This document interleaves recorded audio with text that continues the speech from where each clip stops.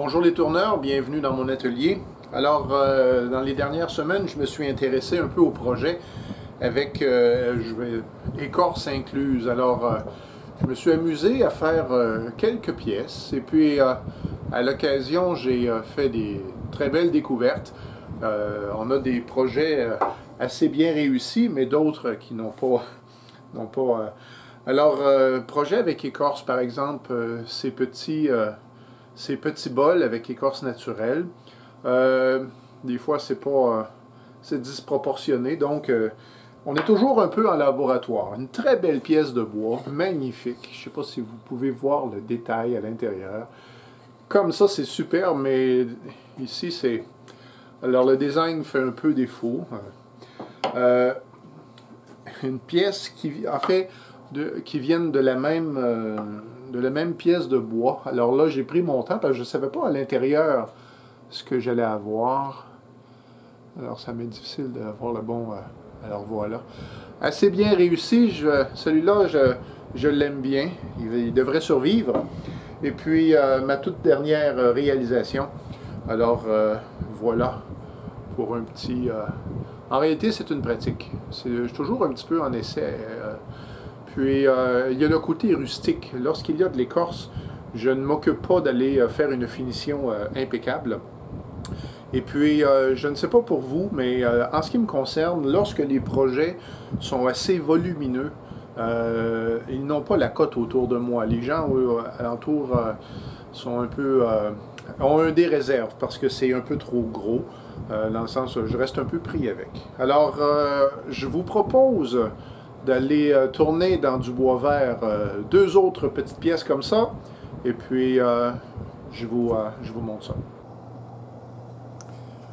J'ai été assez surpris du succès de ma dernière vidéo, parce qu'en réalité, elle était plus ou moins presque en temps réel, et j'ai eu beaucoup d'appréciation, alors je me repropose de faire un peu la même chose. Donc, j'ai signalé que j'avais du bois, c'était une pièce de bois vert. Donc ici j'ai les mâchoires crantées. Mais je vais utiliser la technique, elle n'a pas de nom particulièrement, mais moi je l'ai apprise du tourneur américain sur YouTube, Lyle Jamieson. En réalité, les tourneurs, on est toujours à essayer de trouver le centre des pièces, ce qui est bien, mais le bois n'est pas toujours balancé. Alors par exemple ici, j'ai ce qui avait des branches. Alors ma pièce, je ne vais pas utiliser le milieu nécessairement, je vais utiliser ce qui m'ancêtre à être le ballant. Alors, il ne faut pas que je me trompe, mon tenon va être ici, donc l'écorce va du côté mandrin. Et là, ça va être un peu difficile pour vous. Ce que je fais, je suis quand même à l'œil. Je place ma pièce comme ça, et à l'œil, je vois que ma poupée est plus ou moins au centre. Et puis, je vais approcher comme ça.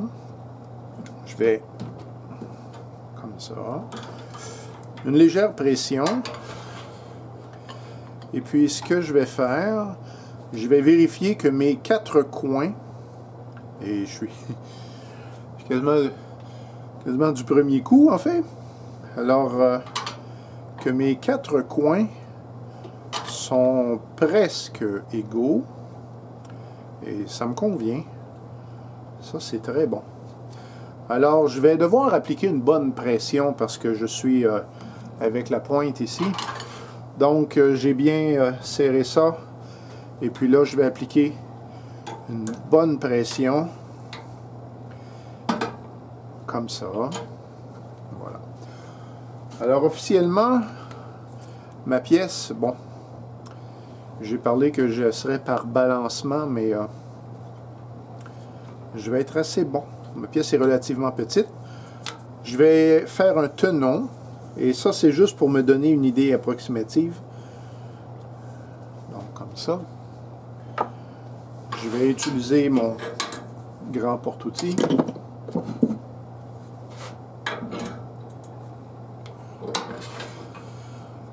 Et l'opération, j'ai tracé une ligne au crayon de plomb ici. Et là, je vais rejoindre avec le bout qui est ici. En fait, si je me plaçais comme ça. Donc, je vais aller donner une courbe, essayer de trouver quelque chose de relativement élégant. Comme ça. Je descends un peu. Ça me semble être bien. Je mets ma visière. Je m'assure que ma vitesse n'est pas trop rapide en commençant. Ça, c'est bien. Je suis serré partout. Je vais augmenter la vitesse jusqu'au point de vibration.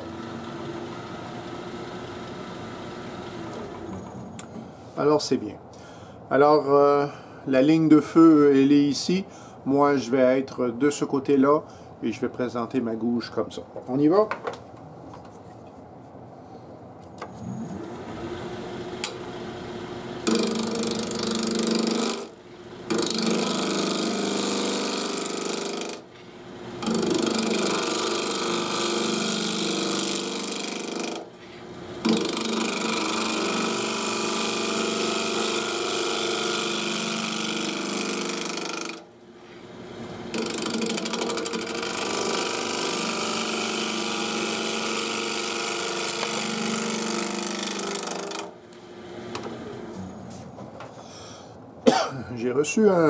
J'ai reçu un morceau dans la visière.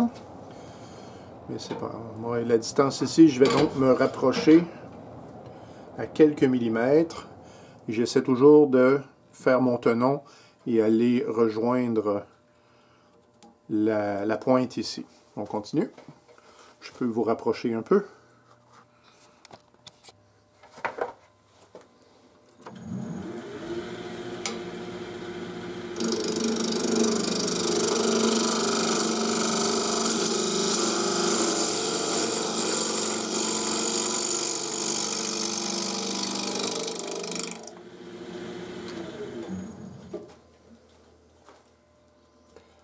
Donc j'ai atteint mes pointes, je vais faire un arrondi.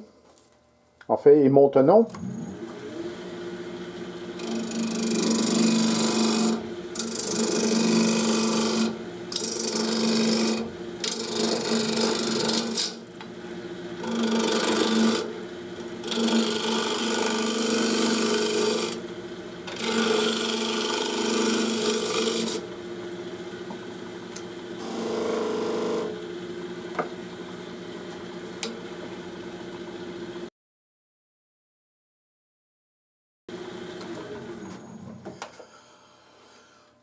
J'ai pas besoin d'un tenon très épais.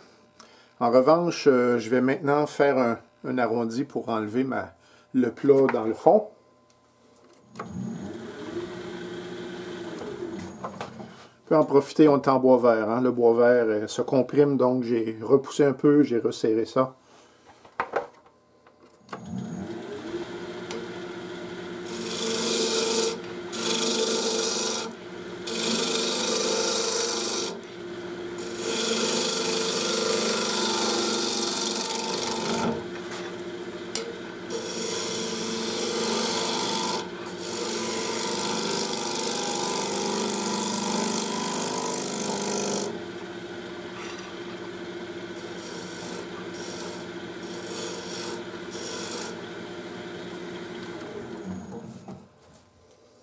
J'ai un peu ma forme, mais il me reste à parfaire la surface.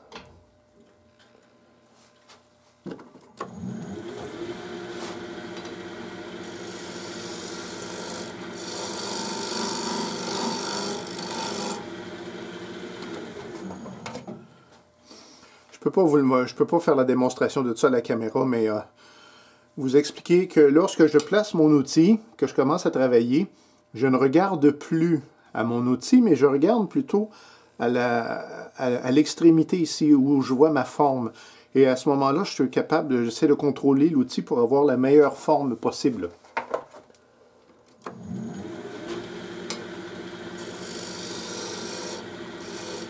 Comme je vois que j'ai une bosse ici. Et pour l'enlever, je regarde ici.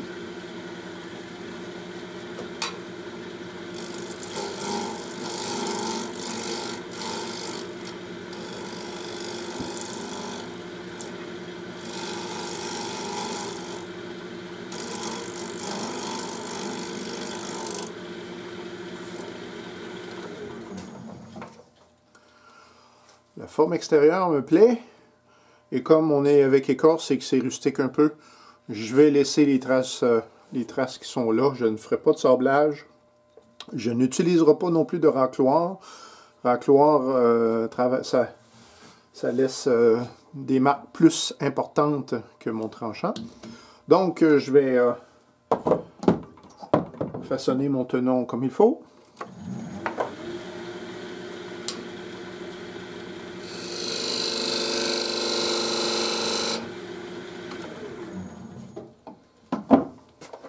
Voilà.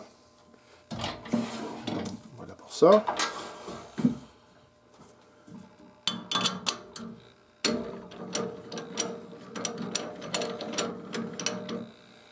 Donc la poupée est terminée.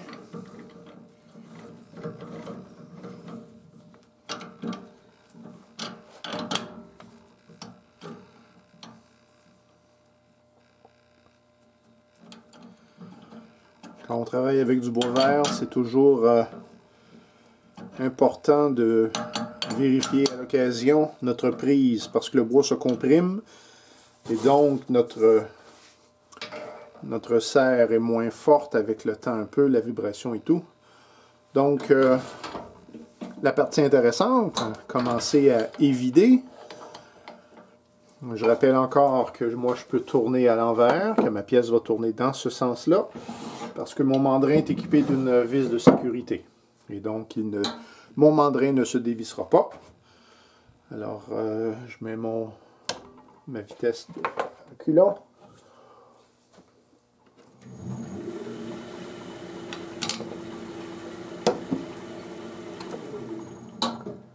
Un petit peu bas. Comme ça. J'accélère la vitesse.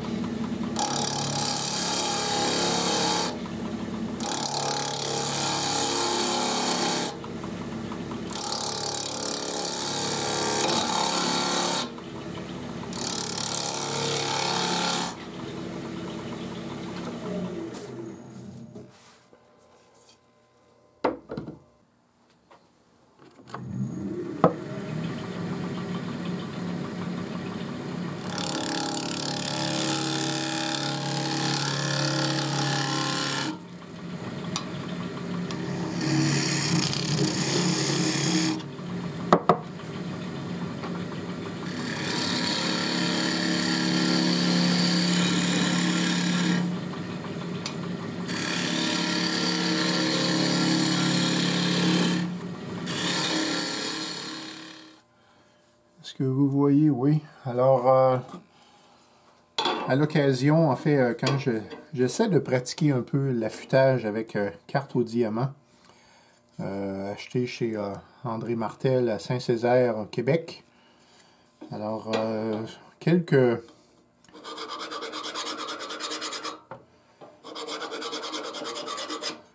Comme ça, c'est suffisant. Des fois, je l'ai réussi, des fois, je le manque. On va voir.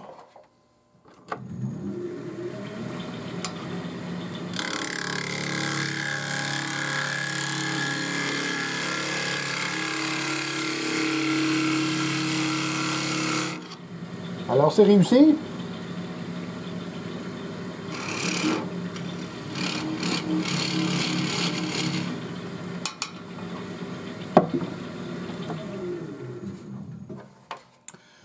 Donc, j'ai une bonne épaisseur. Je peux amincir encore un peu. Pour m'occuper du fond, j'ai eu la question d'un abonné. Vous devez savoir que la gauge à creuser, à un moment donné, elle a sa limite. À cause du talon, là, il y a des tournants qu'on n'est pas capable de prendre. Ça ne passe plus. Alors, on a besoin à ce moment-là d'une autre gouge que j'ai déjà présentée. C'est la gouge en U. Donc, je ne sais pas si vous voyez bien, c'est une gouge qui a un nez qui ressemble presque à la gouge à dégrossir. J'ai remis mon tour dans le bon sens et cette gouge me permet d'aller travailler le fond. On y va.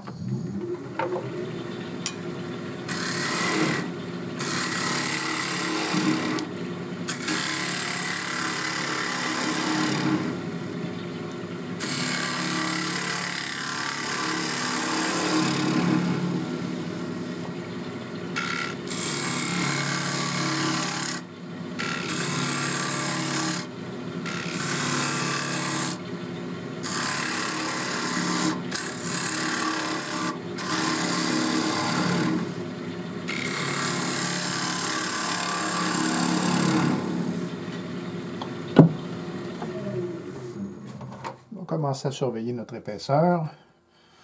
Il faudrait que je fasse un bon tournant là, ici. Là. Je vais reprendre ma gouge à bol.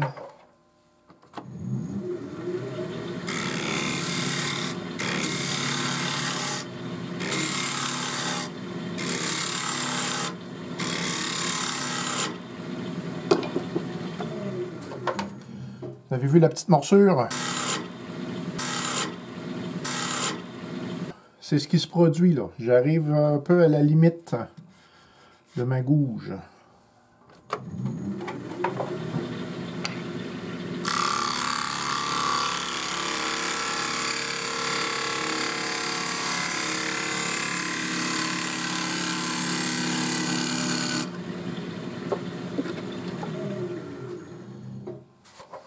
C'est la limite. Je peux pas, si j'y vais encore, la bouchée va tellement être énorme que ça va mordre. J'ai enlevé mon outil juste avant. Et ça ici, je vais donc prendre ma gouge en U, ma gouge de fond.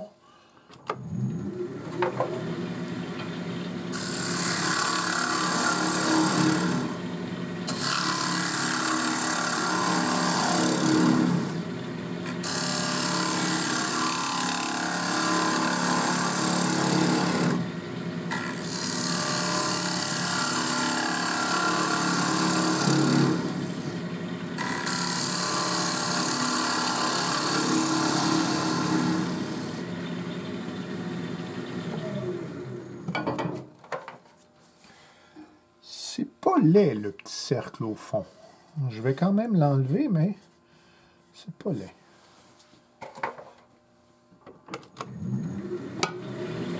Ici, je vais reprendre ma gouge à bol parce que j'ai très peu d'épaisseur et je pense que ça va servir mieux mes intentions.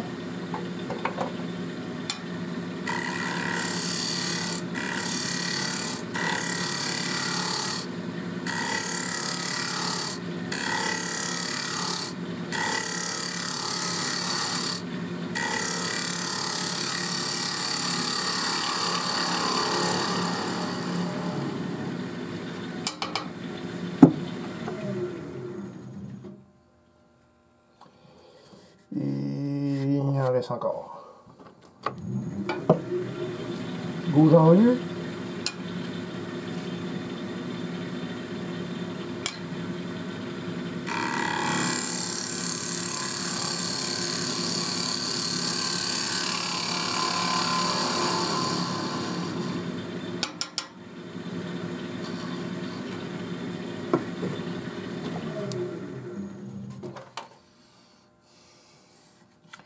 Voilà, une épaisseur assez homogène.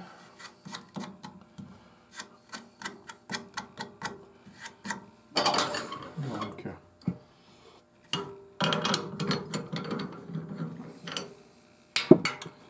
me reste maintenant à m'occuper de ceci. Je m'installe et je vous reviens.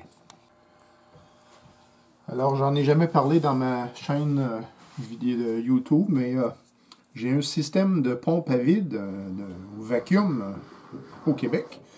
Et puis, donc, je n'utiliserai pas la pompe à vide, mais je vais quand même utiliser ce que j'ai fabriqué pour faire l'installation. Donc, qu'est-ce que c'est une pompe à vide? C'est une pompe un peu comme un aspirateur, mais c'est une pompe qui est spécialisée pour tirer l'air. Et ce qu'on fait, c'est qu'on peut on peut fixer nos pièces. Donc, il y a une succion, et puis ça tient la pièce, et puis ça nous permet de faire le fond. Moi, ce que je vais faire ici, j'avais laissé volontairement la pointe dans la contrepointe pour pouvoir justement avoir cette place de référence. Donc, je me réinstalle comme ça. Légère pression. Et puis voilà. Et là, je vais faire disparaître le tenon. Je vais employer mon petit porte-outils.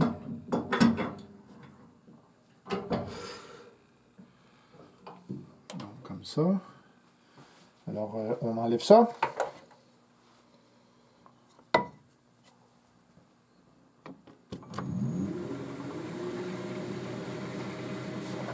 En fait, je vais enlever les défauts, mais je vais garder, ça va faire un genre de petit pied.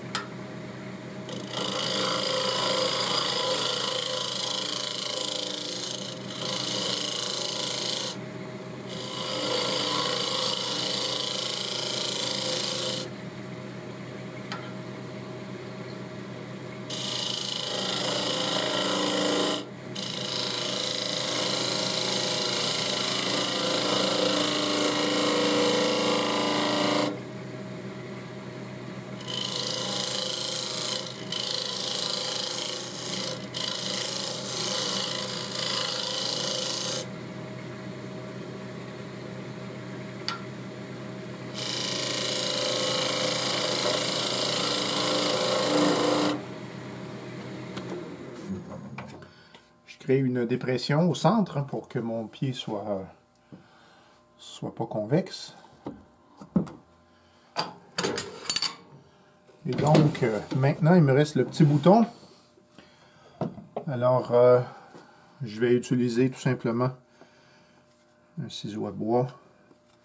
Et puis,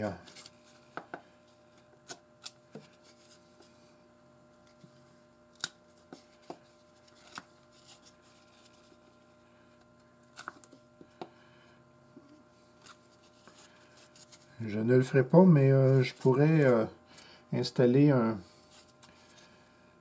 truc pour le sablage et je pourrais aller faire une plus belle finition. Mais c'est expérimental, donc alors voilà. Donc un deuxième petit bol avec bordure naturelle. Donc, merci d'avoir visionné. Si quelque chose vous a été utile, s'il vous plaît, faites-moi signe, j'apprécie toujours. Et au plaisir de se revoir bientôt.